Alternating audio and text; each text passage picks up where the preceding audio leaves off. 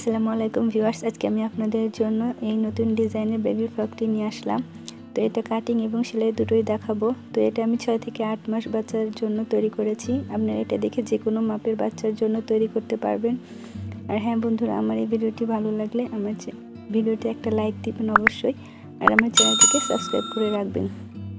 তো চলুন, খুব সহজ নিয়মে আমি আপনাদের দেখাই কিভাবে বানাবো। তো এখানে আমি 2 রঙের কাপড় নিয়েছি। তো এটা হাফ গজ, এটা হাফ গজ, টোটাল 1 গজ নিলেই হবে। তো আমার এখানে বেশি কাপড় আছে, আমি আপনাদের মাপটা বলে দিলাম। তো আমি এখন হলুদ রঙের কাপড়টাকে ভাঁজ করে নিচ্ছি। তো কাটিং এবং ভাঁজ এগুলো দেখাতে গেলে সময় নষ্ট হয়, তো আমি আপনাদের শুধু মাপটাই দেখিয়ে দিচ্ছি। তো আমি এখানে 2 টুকরো কাপড় নিয়ে নিয়েছি। এর পাশে হচ্ছে 32 ইঞ্চি, আর এর লম্বা নিয়েছি আমি 10 ইঞ্চি পরিমাপ। আর এখানে 2 পাট কাপড় আছে, আপনারা ভালো করে খেয়াল করলে দেখতে পারবেন। তো এই 2 পাট কাপড় আমি মাপও দেখিয়ে দিয়েছি। এখন আমি নিচেও 2 টুকরা কাপড় নিয়েছি। এটার লম্বা নিয়েছি আমি 4 ইঞ্চি, আর এটার পাশ উপরের কাপড় মাপের সমানই, তখন এটাদের ডিজাইন হবে। আর এখানে আমি 2 টুকরা কাপড় নিয়ে নিয়েছি, দেখুন বডির কাপড়। তো এটা আমার পাশ হচ্ছে 12 ইঞ্চি, আর লম্বা হচ্ছে 6 ইঞ্চি পরিমাণ। তো এখন এখানে 2 পাট আছে, এটাকে মাঝ বরাবর ভাঁজ করলাম, 4 পাট কাপড় তৈরি হলো। তো এখন 4 পাটে আমি আমার দিকে বন্ধ সাইড রাখলাম। এখন আমি 1.5 ইঞ্চি গলা নিলাম, আর নিচে আমি 2 ইঞ্চি পরিমাণ নিলাম গলার লম্বা। এখন এই পাশেও আমি 1.5 ইঞ্চিতেই মার্ক করলাম। এখন আমি গলার শেপটা করে নিচ্ছি। এখন আমি কাঁধ হাফ ইঞ্চি নিব, কারণ এটা চিকন কাঁধ হবে। আর এখানে আর্ম হোলের জন্য আমি 3 ইঞ্চিতে মার্ক করে দিচ্ছি। এখন আমি আর্ম হোলের শেপটা এঁকে নিচ্ছি। তো দেখুন আমার আর্ম হোলের শেপ আঁকা শেষ। এখন আমি বডির মাপ নিচ্ছি। তো আমি যে বাচ্চার জন্য জামা তৈরি করব তার বডি 20, তো 20-এর 4 ভাগের 1 ভাগ 5 ইঞ্চি, আর সামান্য আমি সেলাইয়ের জন্য সাইড দিয়ে রেখে দিব। এখন আমি কোমর নিয়ে নিচ্ছি। কোমরও একটু মাপ মতো বডির চেয়ে 1 ইঞ্চি কম রাখবো। এখন আমি একটু হালকা করে কোমরের নিচের অংশটা উপরের দিক নিয়ে নিলাম। এখন আমি এটাকে কেটে নিলাম। তো আমার কাটা শেষ, দেখুন বডির উপরের অংশ আমার কাটা শেষ। এখন আমি আরও 4 টুকরো কাপড় কেটে নিয়েছি। তো এটা 1.5 ইঞ্চি পাশ, আর লম্বায় হচ্ছে 13 ইঞ্চি। আর এই কোনাকুনিভাবে আমি কাপড় কেটে নিচ্ছি পাইপিংয়ের জন্য। তো আপনারা কোনাকুনিভাবে কাপড় কেটে নেবেন। এখন আমি সেলাই চলে যাচ্ছি। তো আমার নিচের যে পার্ট, এটাকে আমি 2 ইঞ্চিতে মার্ক করে দিব। এখন এটার কুচি হবে বক্স প্লেট, এর জন্য আমি 2 ইঞ্চি পর পর মার্ক করে নিব। তো আপনারাও এইভাবে 2 ইঞ্চি পর পর মার্ক করে নেবেন।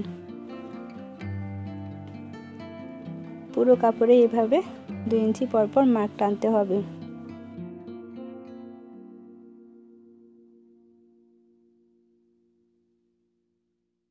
তো আমি পুরো কাপড়ে 2 ইঞ্চি পর পর মার্ক করে নিয়েছি। এখন আমি সেলাইতে চলে যাব। তো দেখুন এই যেভাবে ভাঁজ করে একটা মার্কের উপরে আরেকটা মার্ক ভাঁজ করে এভাবে বসাতে হবে। আপনারা মনোযোগ সহকারে একটু খেয়াল করুন, তবেই বুঝতে পারবেন। তো এভাবে আমি পুরোটা বক্স প্লেট সেলাই দিয়ে যাব।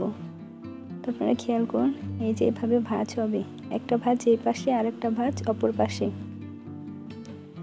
এইভাবে ভাঁজ করে করে পুরোটাই সেলাই করে নিতে হবে। তো দেখুন এই যে এই পাশে একবার ভাঁজ দিতে হবে, তারপরে আরেকটা কাপড়ও ভাঁজ করে অপর পাশে এইভাবে রাখতে হবে। রাখার সময় আমরা এটা খেয়াল করব, একটা মার্ক যেন ঠিক আরেকটা মার্কের উপরেই বসে। তো এইভাবে আমি পুরোটা সেলাই করে নেব। আপনারা খেয়াল করুন, তাহলে খুব সহজেই বুঝতে পারবেন। আমি আপনাদের বোঝার সুবিধার জন্য খুব ধীরে ধীরে কুচিগুলো করছি।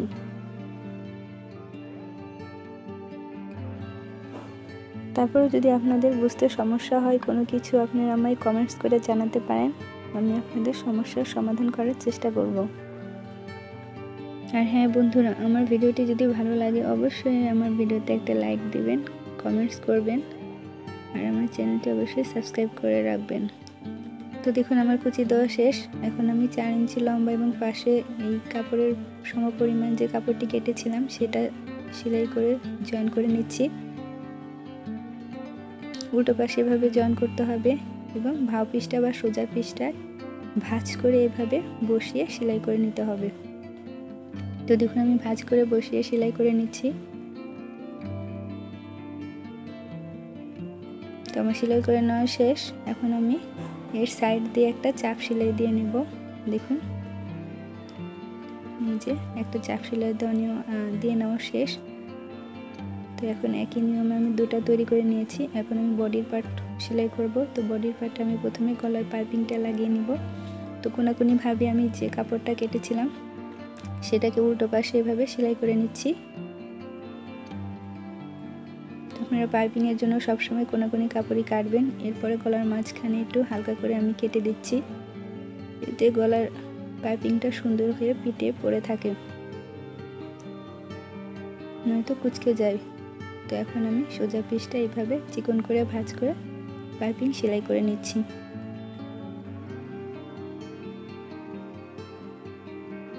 তো আমার এই যে পাইপিং সেলাই করে নেওয়া শেষ। এখন আমি দুটোরই পাইপিং সেলাই করে নিয়েছি। এখন আমি আর্ম হোলের সাইডে যে 4টা টুকরো কাপড় কেটেছিলাম তার একটা সেলাই করে নেব। আর্ম হোলের উল্টো সাইডে এভাবে সেলাই করে কাঁধ বরাবর এনে শেষ করে দিব। এরপরে আমি সোজা পিসটা করে নেব। সোজা পিসটা করে নেওয়ার পরে খেয়াল করুন যে সেলাইয়ের সাইড দিয়ে বাড়তি কাপড় এটুকু আমি এভাবে ভাঁজ করে নেব। নোকের সাহায্যে দেখুন চাপ দিয়ে আমি ভাঁজ করে নিয়েছি, আর অপর পাশে এমনি চিকন করে ভাঁজ দিয়ে এটার উপরে বসে সেলাই করে নেব। তো দেখুন আমি কিভাবে ভাঁজটা করছি, আপনারা খেয়াল করুন। দেখুন দুই পাশটা এভাবে ভাঁজ করে সেলাই করে নেব। আপনারা আবারও খেয়াল করুন, দেখুন ওই পাশে তো সেলাই আছে, আর উপরের কাপড়টা এভাবে ভাঁজ করে বসিয়ে আর্মহোলের সাইড দিয়ে সেলাই করে নেব, যাতে এটা আর্মহোলের উপরে পাইপিং হিসেবে বোঝা যায়। তো এই একই নিয়মে বাকি 3 পাশেও আমি সেলাই করে নেব। তো দেখুন অপর সাইডেও আমি সবগুলো একই নিয়মে সেলাই করে নিয়েছি। এখন আমি ফিতাগুলোর উপরে একটা লটকন সেলাই করে দিচ্ছি, যাতে দেখতে সুন্দর লাগে। এই জন্য প্রত্যেকটা ফিতেই আমি লটকন লাগিয়ে নিয়েছি। তো এখন আমি বডির পার্টটা নিচের পার্টের সাথে সেলাই করে দিব।